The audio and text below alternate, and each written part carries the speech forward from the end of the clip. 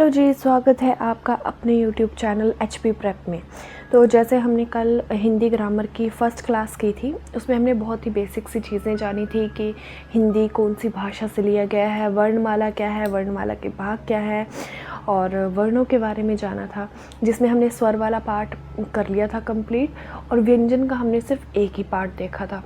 आज हम व्यंजन के बाकी पार्ट्स भी देखने वाले हैं और साथ में एक नया टॉपिक जो कि संज्ञा है वो भी शुरू करेंगे और लास्ट में हम एक दो MCQs भी देखेंगे इसके। तो शुरू करते हैं आज की हमारी क्लास। अगर वीडियो पसंद आए तो प्लीज़ लाइक, शेयर और सब्सक्राइब ज़रूर करिएगा। देखिए, हमने कल क्या किया था, व्यंजन के भेद में लास्ट टॉपिक हमारा रहा था, उसमें हमने किया था स्पर्श व्यंजन। तो स्पर्श व्यंजन कितने होते हैं? 25, जो कि 5 भागों में विभाजित होते हैं, राइट। ये जो स्पर्श व्यंजन हैं ये हमने 5 वर्गों में विभाजित किए हैं। वर्गों के नाम क वर्ग, च वर्ग, ट वर्ग, त वर्ग और प वर्ग। ठीक है, अब हम उसके आगे करेंगे व्यंजन का अगला भेद जो कि है अंतस्थ व्यंजन। व्यंजन वो होते हैं जो वर्ण स्पर्श और ऊष्म के बीच में स्थित हैं। स्पर्श का अर्थ है कि जब हम उनका उच्चारण करते हैं तो मुख के विभिन्न स्थानों से हल्के से वो स्पर्श हो रहे हैं। और ऊष्म का मतलब क्या होता है? जो श्वास निकलता है, तो स्पर्श और ऊष्म के बीच स्थित है। ये जो अंतस्थ व्यंजन है इन्हें हम अर्ध स्वर भी कहते हैं। ठीक है, अंतस्थ व्यंजनों का दूसरा नाम अर्ध स्वर भी है और ये 4 हैं टोटल, य, र, ल और व। नेक्स्ट है हमारा ऊष्म व्यंजन। तो ऊष्म क्या बताया मैंने कि श्वास, जब हम कोई भी वर्ण का उच्चारण कर रहे हैं या व्यंजन का उच्चारण कर रहे हैं तो जो श्वास है वो निकल रहा है हमारे मुख से, तो उन्हें क्या कहेंगे हम? ऊष्म व्यंजन।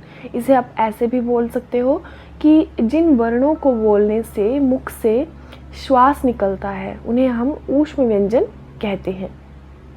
इन्हें हम संघर्षी व्यंजन भी बोल देते हैं, क्योंकि जब हम इनका उच्चारण करते हैं तो थोड़ा सा संघर्ष करना पड़ता है।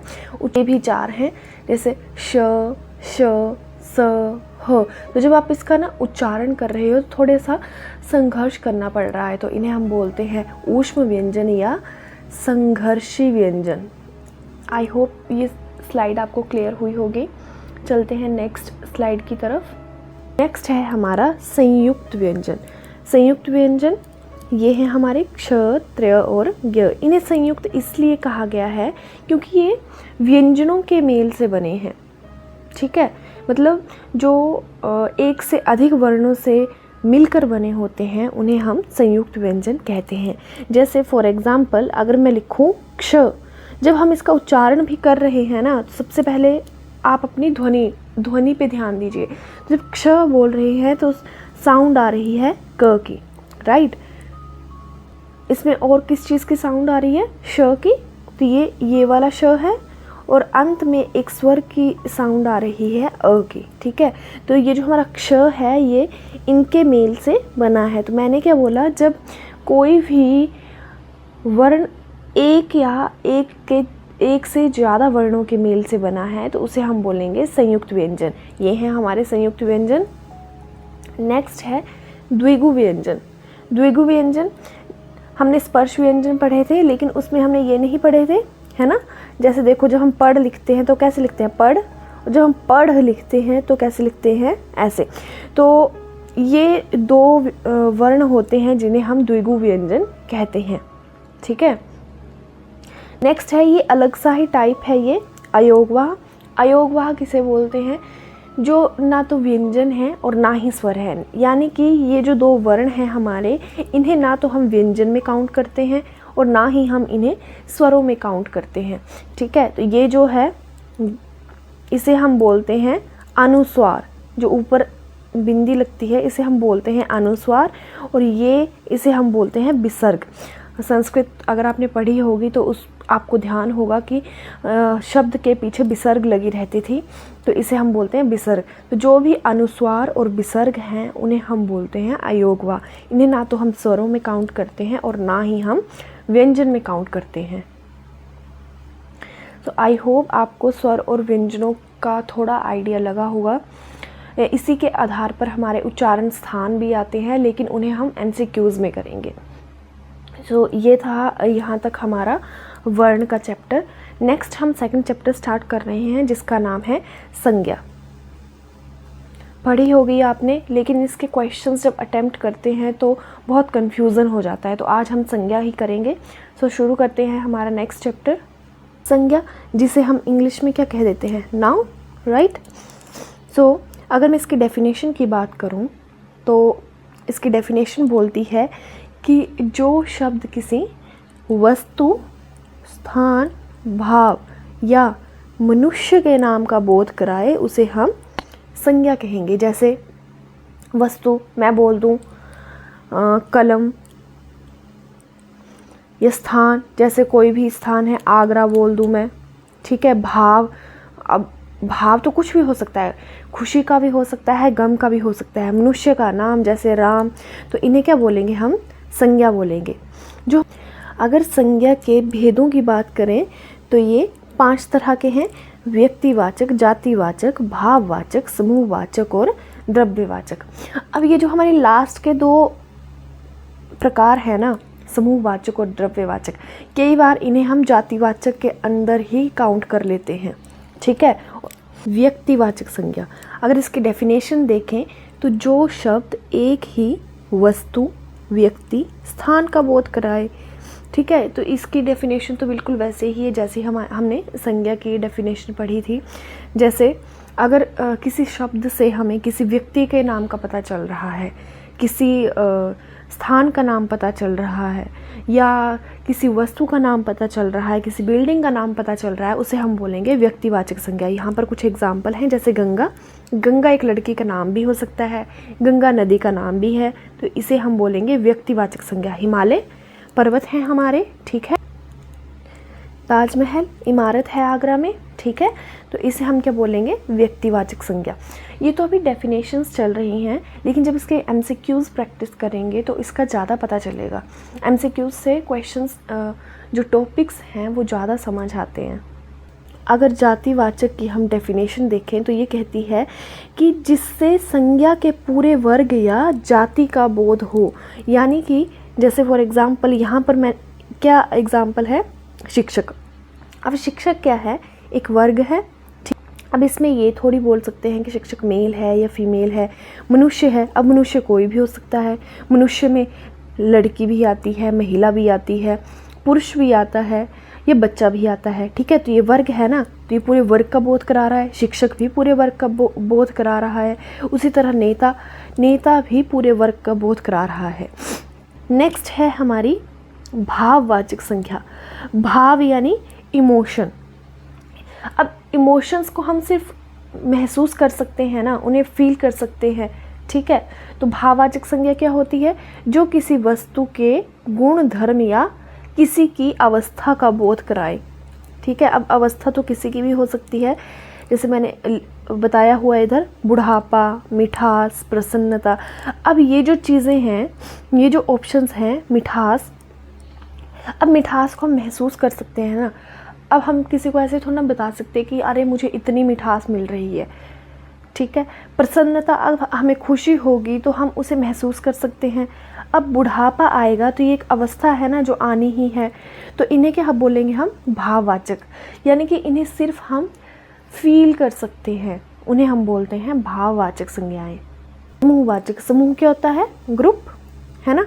तो कोई भी जिससे हमें किसी ग्रुप का पता चले, जैसे अंगूर किस में होते हैं, गुच्छे में होते हैं, यानी कि वो समूह है इनका। पशुओं का अगर कोई झुंड है, जैसे हाथियों का झुंड, तो वो एक समूह है, तो वो समूहवाचक हुआ।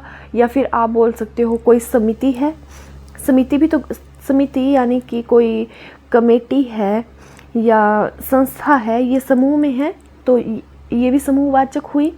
कोई दल है, दल यानी वही आ गया ग्रुप, तो ये क्या हुआ, समूहवाचक हुआ।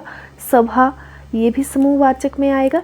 यानी कि कोई भी जो किसी समूह का बोध कराए, यानी कि हमें नज़र आए कि ये पर्टिकुलर चीज़ या व्यक्ति ये समूह में है, तो इन्हें हम बोलेंगे समूहवाचक संज्ञा।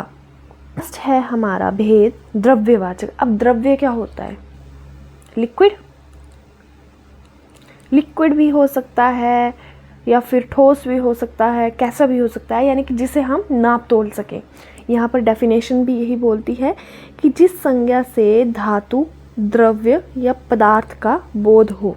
ठीक है, जैसे नाप तोल की जाने वाली वस्तुएं, तेल नाप सकते हैं लीटर्स में, कपड़ा मीटर्स में नाप सकते हैं, चावल किलो 2 किलो ऐसे माप सकते हैं ना।